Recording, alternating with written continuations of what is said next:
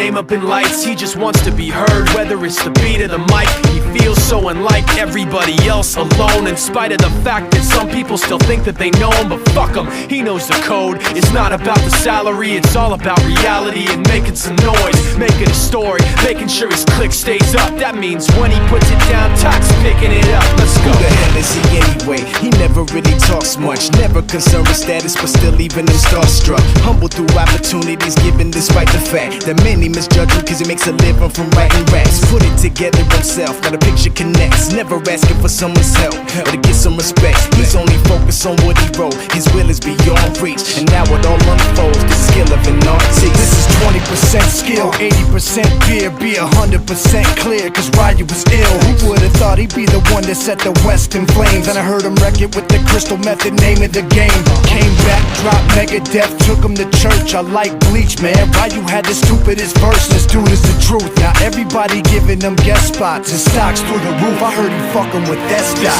This is 10% luck, 20% skill, 15% concentrated power of will, 5% pleasure, 50% pain, and 100% reason to remember the name. They call him Ryu, he's sick and he's spitting fire. And Mike got him out the dryer, he's hot. Found him in Fort Minor with top, but a fucking nihilist porcupine. He's a prick, he's a cock. The type women wanna be within rappers, hope he gets shot. 8 years in the making, patiently waiting to blow. Now the record with your notice taking over the globe. He's got a partner in crime, his shit is equally dope. You won't believe the kind of shit that comes out of this kid's throat.